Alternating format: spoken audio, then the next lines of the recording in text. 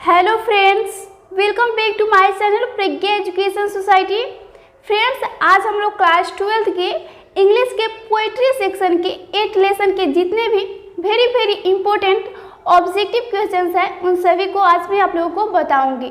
तो आप लोग इस वीडियो को ध्यानपूर्वक देखिए और इसमें जितने भी ऑब्जेक्टिव प्रश्न हैं सभी को याद कर जाइए, क्योंकि इसमें मैंने जितना भी ऑब्जेक्टिव लिया है यह आपके एग्ज़ाम से बहुत ही महत्वपूर्ण होने वाले हैं आपके एग्ज़ाम के लिए। आप जानते हैं कि आपकी 2023 में आपके एग्ज़ाम का पैटर्न बदल गया है, यानी आपके 100 ऑब्जेक्टिव दिया जाता था, उसमें से आपको 50 मानना होता था। अब नहीं, अब केवल 60 ही दिया जाएगा, जिसमें से आपको 50 यानी हमें 10 ही एक्स्ट्रा मिलेगा। इसलिए और फिर हमें ऑब्जेक्टिव पर बहुत ही ज़्यादा फोकस देने की आवश्यकता है। तो आप लोग इस वीडियो को ध्यानपूर्वक देखिए और जितने भी ऑब्जेक्टिव प्रश्न हैं उन सभी को याद कर जाइए। इस 8 लेसन का नाम है फायर हिम यानी आग का गोला। इसके जो राइटर है KKN दारूवाला। एन यानी नेसरवांजी होता है, KK नेसरवांजी दारूवाला। एन का पूरा नाम यहाँ पर होगा नेसरवांजी। और दारूवाला हम बता देते हैं कि दारूवाला जो पारसी रिलीजन के पीपुल होते हैं, यानी पारसी धर्म के जो लोग होते हैं वह उनमें टाइटल लगता है दारूवाला, वह टाइटल के रूप में दारूवाला लगाते हैं।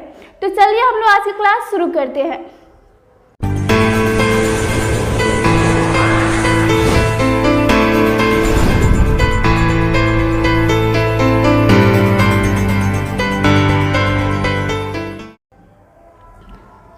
देखिए, फायर हिम यानी आग का गोला हो गया। इसके जो लेखक है KKN दारूवाला यानी KK नेसरवांजी दारूवाला।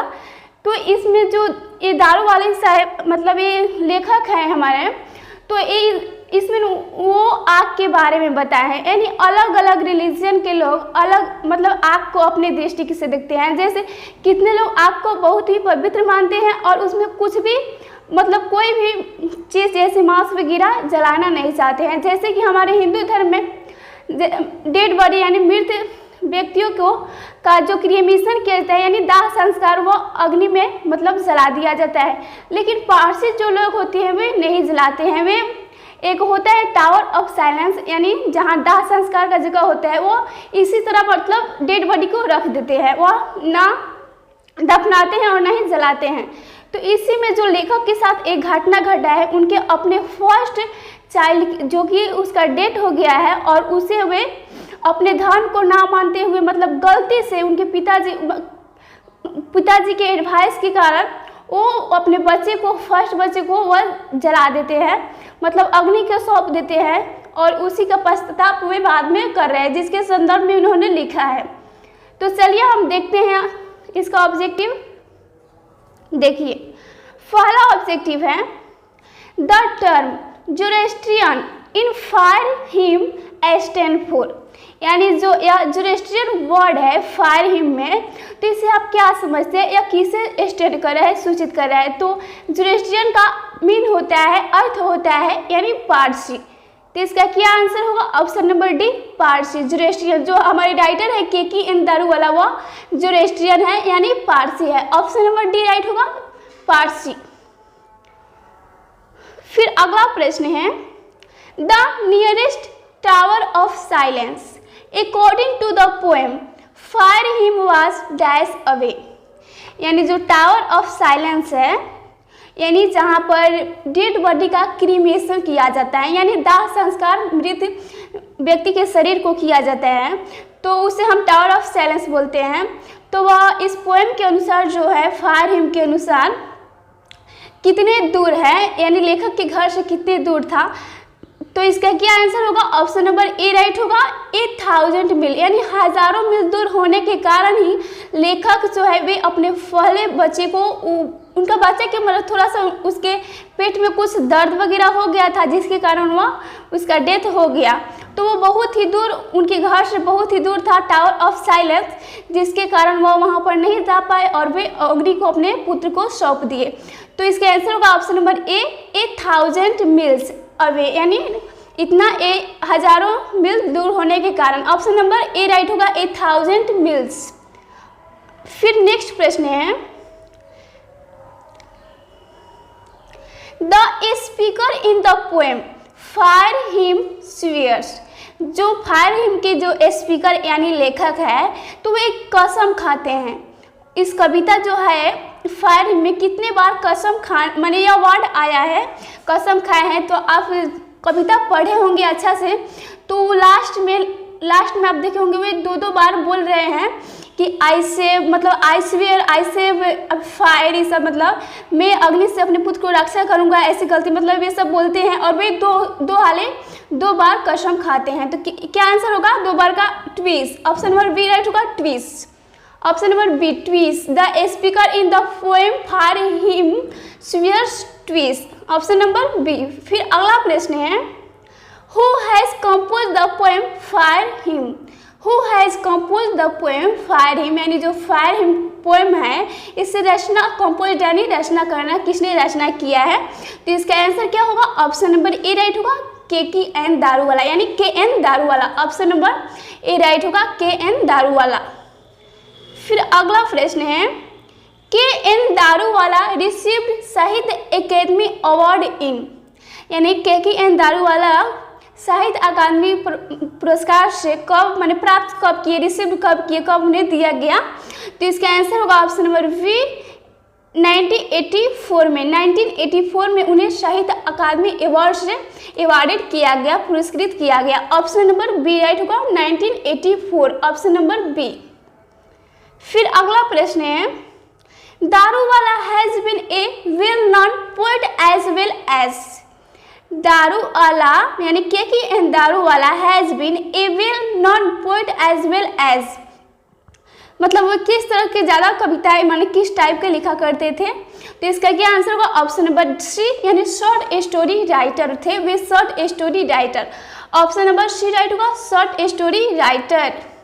फिर नेक्स्ट प्रश्न है the theme of Daruwalla poetry consist, यानी जो दारूवाला जो जितने भी पोएट लिखते थे उसका थीम मतलब किस तरह हुआ करता था। यानी जैसे आप ये भी देख लीजिए फायर हिम, तो उसका थीम क्या है, उसमें वो बताया है किस तरह से मतलब आदमी को जलाया जाता है, ये सब के बारे में बताया है। फिर मानव समाज में किस तरह असर पड़ता है, वे किस तरह मतलब अपना रीति रिवाज अपनाते हैं, इस सब के बारे में उसमें लिखा रहता था। और ये दारूवाला जो साहब है माने KN दारूवाला जी है, तो वे अपने ऑक्यूपेशन यानी पेशा से वे एक पुलिस इंस्पेक्टर रहते हैं, जिसके कारण वह हिंसा नहीं करते हैं, विरोध किसी का नहीं करते हैं, वायलेंस अपने ड्यूटी को पालन करते हैं। तो इसका क्या आंसर होगा ऑप्शन नंबर डी राइट होगा, यानी love death domination cynicism pride of human society and violence. Option number D right हो जाएगा आपका, यही इसका थीम है option number D.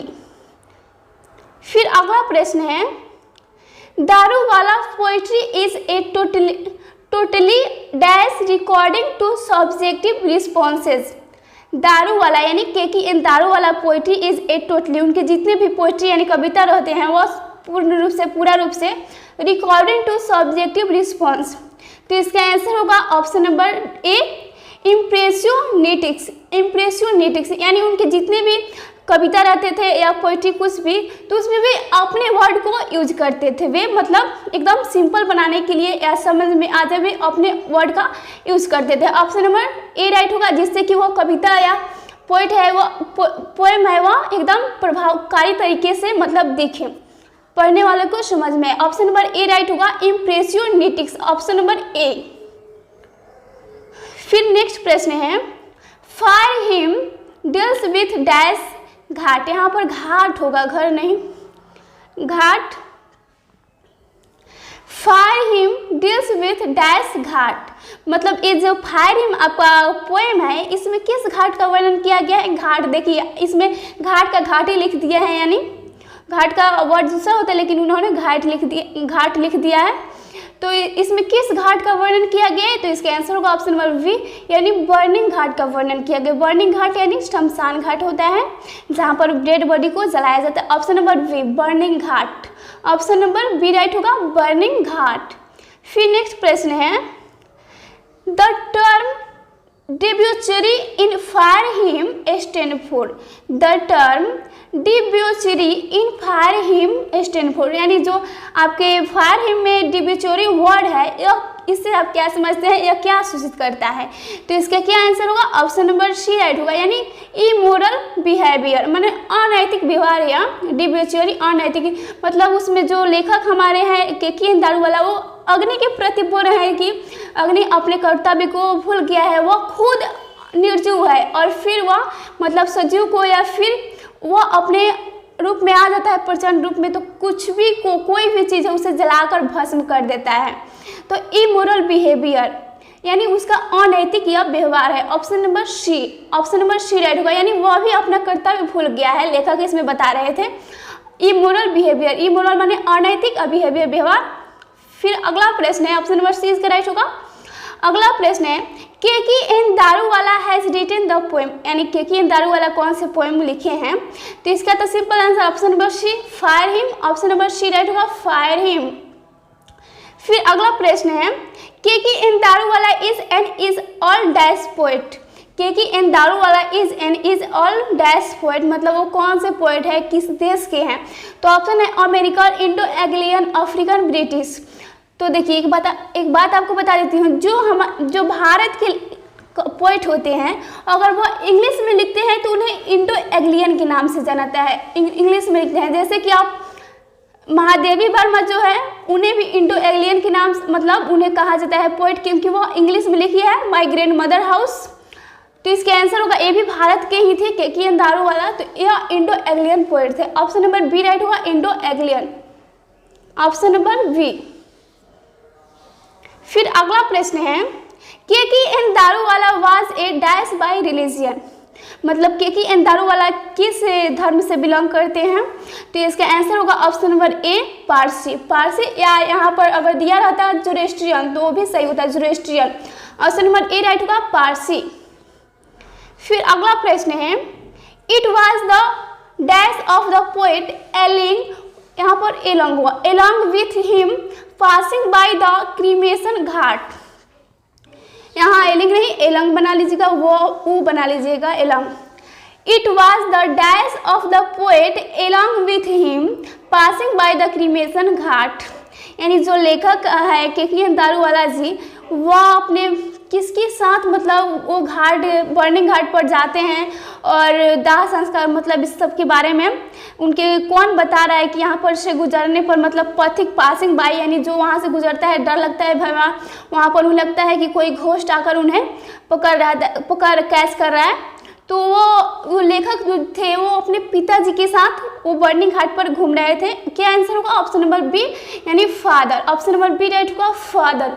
It was the father of the poet along with him passing by the cremation ghat, यानी दाह संस्कार जहाँ किया जाता है वह घाट होता है, यहाँ दाह क्रीमेशन माने दाह संस्कार होता है।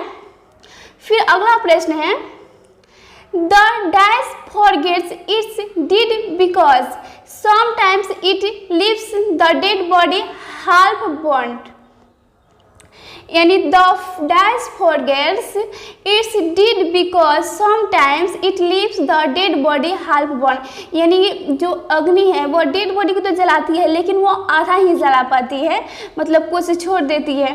तो इसमें लेखक पूछ रहे हैं कि अग्नि जो है वह अपने कर्तव्य को कितने बार फॉरगेट यानी भूल जाती है। तो इसका क्या आंसर होगा? ऑप्शन नंबर सी राइट होगा, यानी 5 बार। The 5 forget it did because sometimes it leaves the dead body half burned. 5 option number C right होगा 5।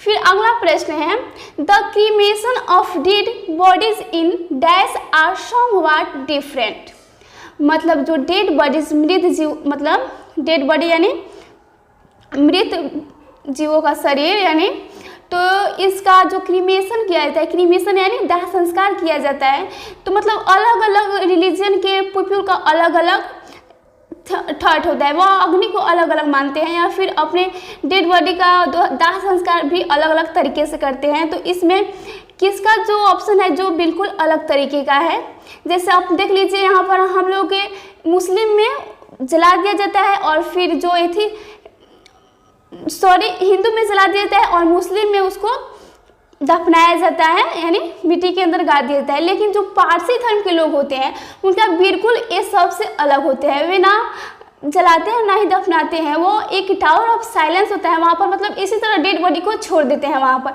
या जिससे कि वल्चर यानी गिद्ध आकर उसे खा हो जाते हैं। यानी वो मानते हैं कि मृत शरीर भी किसी के काम आ जाए, उनका मानना ऐसा है। तो इसका आंसर होगा option number A, Parsi. The cremation of dead bodies in Parsi are somewhat different, यानी उनका बिल्कुल अलग होता है। ऑप्शन नंबर ए राइट होगा, पारसी। फिर अगला प्रश्न है, the speaker in fire hymn belong to ली अयुन belongs to dash religion. The speaker in fire hymn belong to ली अयुन बिलोंग टू डैश रिलीजन, मतलब जो स्पीकर फायर हिम के हैं यहाँ पर होगा ये थी दारू वाला शायद, KKN दारूवाला। जो KKN दारूवाला जी है स्पीकर, वो किस धर्म से रिलीजन माने बिलोंग कर रहे हैं? तो इसका क्या आंसर होगा? मैंने बताया था कि पारसी की जगह जोरेस्ट्रियन भी दे सकते हैं, जोरेस्ट्रियन का अर्थ ही होता है पारसी। तो इसका क्या आंसर होगा? ऑप्शन नंबर सी, यानी जोरेस्ट्रियन धर्म से वो बिलोंग करते हैं। ऑप्शन नंबर सी राइट होगा। फिर अगला प्रश्न है, dash swear to save fire from the sin of forgetfulness. Dash swear मतलब कौन कसम खाता है कि मैं सेव फायर यानी अग्नि को रक्षा करूंगा पाप से बचने, सिन माने पाप, फॉरगेट अपने भूल का पश्चाताप करने के लिए। तो कौन कसम खा रहा है? तो KKN Daruwalla. Option number B right होगा, KKN दारूवाला जी कसम खाते हैं और बोलते हैं कि मैं अग्नि से अपने पुत्र को भी बचाऊंगा और ऐसी गलती कभी नहीं करूंगा। फिर अगला प्रश्न है, KKN Daruwalla consigned his newborn dash to flame, यानी जो KKN दारूवाला का जो फर्स्ट चाइल्ड हुआ था वो मतलब क्या था जिसे कि वो अग्नि के हवाले कर दिए थे?